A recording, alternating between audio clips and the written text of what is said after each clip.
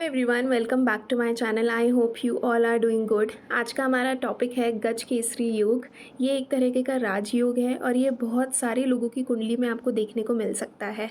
तो आज इस वीडियो में हम बात करेंगे कि ये योग किस तरह से आपकी कुंडली में फॉर्म होता है और इस योग के आपको क्या क्या फ़ायदे मिल सकते हैं। केसरी योग एक बहुत ही ज़्यादा इम्पॉर्टेंट योग है क्योंकि ये कुंडली के बहुत इम्पॉर्टेंट दो प्लैनेट से बनता है। एक जो प्लैनेट है उसका नाम है चंद्रमा। चंद्रमा की इम्पॉर्टेंस के बारे में मैंने लास्ट वीडियो में भी बात करी है, आप उस वीडियो को जाके देख सकते हैं। और जो दूसरा प्लैनेट है वो है जुपिटर, मतलब गुरु। तो जब ये दोनों प्लैनेट्स आपस में कनेक्शन बनाते हैं तो गज केसरी योग का निर्माण होता है। सबसे पहले हम ये बात करेंगे कि गज केसरी योग बनता कैसे है। देखिए, आपकी स्क्रीन पे एक ब्लैंक चार्ट आपको दिख रहा होगा। इस चार्ट में आपको 4 घर दिख रहे होंगे जिन पे लिखा हुआ है नंबर 1, 4, 7 और 10। 1, 4, 7 और 10, ये चारों ही घर केंद्रों के घर होते हैं। और इनमें जब भी गुरु और चंद्रमा का आपस में कोई भी कनेक्शन बनता है तो इससे गज केसरी योग का निर्माण होता है। अब वो कनेक्शन किस तरह से बनता है उसके बारे में हम बात करते हैं। सबसे पहला जो कनेक्शन है वो ये है कि आपकी कुंडली में गुरु और चंद्रमा एक साथ युति में, मतलब कंजंक्शन में बैठे हैं। कौन कौन से घरों में? पहले घर में, चौथे घर में, सातवें घर में या फिर 10वें घर में। तो ये हम एक गज केसरी योग कंसिडर करते हैं। दूसरा कनेक्शन होता है कि मान लीजिए आपका जुपिटर प्रथम भाव में बैठा है, मतलब पहले घर में बैठा है, और चंद्रमा आपके चौथे घर में बैठा है, चंद्रमा आपके 7वें घर में बैठा है, या फिर चंद्रमा आपके 10वें घर में बैठा है। तो यहाँ पे जुपिटर मतलब गुरु और चंद्रमा का केंद्र में संबंध बन जाता है। लीजिए आपका जुपिटर चौथे घर में बैठा है तो फिर आप गज केसरी योग कैसे देखेंगे। अगर आपका जुपिटर मतलब गुरु अगर आपके चौथे भाव में बैठा है तो अगर आपका चंद्रमा प्रथम भाव में, सप्तम भाव में या फिर 10th हाउस में, इन घरों में अगर आपका चंद्रमा बैठा है या फिर अगर आपका चंद्रमा गुरु के साथ भी बैठा है चौथे भाव में, तो ये गज केसरी योग का निर्माण करता है। कहने का मतलब ये है कि आपके गुरु से आपका चंद्रमा या तो गुरु के साथ बैठा हो, मतलब प्रथम भाव में ही बैठा हो, या फिर गुरु से चौथे भाव में बैठा हो, गुरु से 4th हाउस में बैठा हो, गुरु से 7th हाउस में बैठा हो, या फिर गुरु से 10th हाउस में बैठा हो। अगर आपकी कुंडली में इस तरीके का कनेक्शन बनता है तो उसे हम बोलते हैं गज केसरी योग। अब देखिए, बहुत सारे लोगों की कुंडली में आपको गज केसरी योग देखने को मिलेगा, लेकिन हर किसी को इस चीज़ का फ़ायदा नहीं मिलता। इसके पीछे कुछ कारण हैं। देखिए, अगर आपकी कुंडली में गज केसरी योग बन रहा है लेकिन अगर गुरु नीच राशि में बैठा है और गुरु का किसी भी तरह से नीच भंग नहीं हो पा रहा, तो फिर ये गज केसरी योग आपकी कुंडली में काम नहीं करेगा। इसकी जो पावर है वो ऑटोमेटिकली डिक्रीज़ हो जाएगी। अगर ये आपको 90 या 100% आपको बेनिफिट देता, लेकिन इस कंडीशन में ये आपको सिर्फ 30-40% ही बेनिफिट दे पाएगा। उसी तरह से अगर हम दूसरी कंडीशन लें कि अगर आपका चंद्रमा नीच की राशि में बैठा है तो भी ये गज केसरी योग आपको इतना फ़ायदा नहीं दे पाएगा। हाँ, अगर चंद्रमा का नीच भंग राजयोग बन रहा है किसी भी तरह से तो फिर ये गज केसरी योग आपको बहुत अच्छे परिणाम दे सकता है। तीसरी जो कंडीशन है वो है नवांशा चार्ट के ऊपर।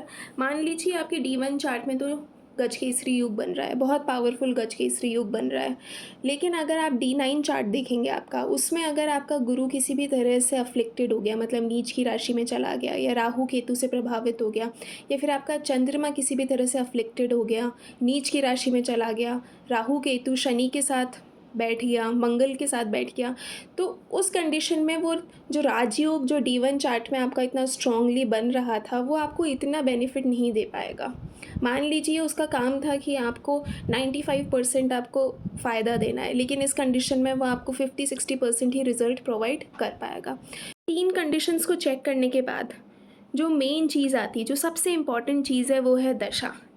देखिए, आपने जैसे मान लीजिए कैलकुलेट कर लिया कि आपकी कुंडली में बहुत अच्छा गज केसरी योग बन रहा है, लेकिन अभी भी आपके मन में डाउट आ रहा है कि यार मेरे को तो इतना अच्छा रिज़ल्ट ये दे ही नहीं रहा है। ठीक है, मैंने तो अभी तक इतना कुछ अपनी लाइफ में एक्सपीरियंस ही नहीं करा जो ये योग एक्सप्लेन करता है कि आपको लग्जरी मिलेगी, आपको कंफर्ट मिलेगा, आपको गवर्नमेंट से बेनिफिट मिलेगा। ऐसा कुछ तो हुआ ही नहीं मेरी लाइफ में। तो इस केस में आपको आपकी दशा चेक करनी है। देखिए, हर एक प्लैनेट तभी ऑपरेट करता है, तभी काम करता है जब उस प्लैनेट की दशा आती है। अगर उस प्लैनेट की दशा नहीं आई तो वो प्लैनेट आपको रिजल्ट नहीं दे पाएगा। तो इसीलिए you have to wait for the right time period.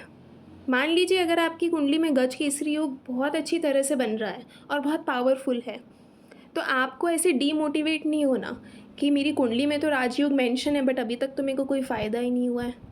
Now you have to wait for the right time period. जब सही समय आएगा, सही परिस्थिति आएगी, तो उस टाइम ये प्लैनेट ऑपरेट होके और आपको इस राजयोग का फ़ायदा ज़रूर देखने को मिलेगा। तो इसीलिए दशा बहुत इंपॉर्टेंट रोल प्ले करती है। अब हम ये बात करेंगे कि गज केसरी योग से हमें क्या क्या फ़ायदे मिल सकते हैं। सबसे बड़ा जो बेनिफिट है वो है कंफर्ट। ये लोग किसी भी प्रोफेशन में हों, वहाँ पे इनको कंफर्ट देखने को मिलेगा। इनको अपॉर्चुनिटीज़ बहुत इजीली मिलती हैं लाइफ में। इनको अपॉर्चुनिटीज़ के लिए इतना स्ट्रगल नहीं करना पड़ता। और ये इनका जो काम होता है, ये जो काम करते हैं, लोग इन उस काम को रिकॉग्नाइज़ करते हैं। ऐसा नहीं है कि ये लोग मेहनत करे जा रहे हैं और लोग इनके काम को रिकॉग्नाइज़ नहीं कर रहे। ऐसा नहीं होता। ये काम भी करते हैं, लोग इनके काम को, इनके हार्ड वर्क को रिकॉग्नाइज़ भी करते हैं और इनको लाइफ में बहुत अपॉर्चुनिटीज़ भी मिलती है। इनके घर का एनवायरनमेंट काफ़ी ज़्यादा अच्छा होता है। इनका और इनकी मदर का जो रिलेशन है वो काफ़ी ज़्यादा स्ट्रॉन्ग होता है।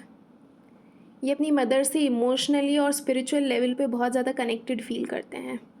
इनकी मदर इनके लिए एज अ गुरु वर्क करती हैं, इनको गाइड करती हैं, इनको समझाती हैं कि इनके लिए क्या चीज़ सही है और क्या चीज़ गलत है। और सबसे अच्छी बात जो इस योग की है कि ये लोग अपनी मदर की एडवाइस को सुनते भी हैं। और ये एक रेमेडी भी है कि अगर आपकी कुंडली में गज केसरी योग है तो आप अपनी मदर की जितनी बात मानोगे, जितनी बात सुनोगे और उनकी बात को समझने की कोशिश करोगे, उतना ही आपको लाइफ में एक अच्छा डायरेक्शन मिलेगा। क्योंकि चंद्रमा आपकी मदर को भी शो करता है। लेकिन इसके लिए भी हमें ये देखना ज़रूरी है कि वो जो गज केसरी योग आपकी कुंडली में बन रहा है वो कितना पावरफुल है, कहीं वो अफ्लिक्टेड तो नहीं है। क्योंकि अगर वो अफ्लिक्टेड हुआ तो कई बार मदर की दी हुई एडवाइस भी गलत वर्क कर जाती है। तो इसीलिए अगर आपकी कुंडली में गज केसरी योग बन रहा है और बहुत पावरफुल है, तो अगर आपकी मदर आपको कोई चीज़ समझा रही है तो उस चीज़ को समझने की कोशिश करिए। हो सकता है उनकी वो एडवाइस आपके लिए बहुत काम कर जाए। ऐसे लोगों को गवर्नमेंट जॉब भी मिल सकती है। अब इसमें एक दिक्कत ये है कि बहुत लोगों को ऐसा लगता है कि अगर उनकी कुंडली में गज केसरी योग है तो उनको गवर्नमेंट जॉब मिलेगी ही मिलेगी। गवर्नमेंट जॉब के लिए सूर्य को देखना भी बहुत ज़्यादा ज़रूरी है। हो सकता है जिसकी कुंडली में गज केसरी योग बन रहा है उस पर्सन को गवर्नमेंट जॉब करनी ही नहीं है, तो फिर हम इस योग को कैसे कैलकुलेट करेंगे? अगर उस पर्सन को गवर्नमेंट जॉब नहीं करनी, लेकिन अगर वो पर्सन किसी एमएनसी में जॉब कर रहा है या किसी और प्रोफेशन में है, तो भी उस पर्सन को वहाँ पे राइज देखने को मिलेगा उनके प्रोफेशन में। जब जब गुरु और चंद्रमा की दशा उनको लगेगी, वहाँ पे उनको बहुत अपॉर्चुनिटीज़ मिलेंगी और वहाँ पे उनको उनकी काफ़ी ज़्यादा ग्रोथ होगी। तो ये कुछ बेनिफिट्स हैं जो आपको देखने को मिल सकते हैं। बहुत अच्छा राजयोग है, बस यही है कि ये बहुत पावरफुल स्टेट में होना चाहिए आपके हॉरोस्कोप में।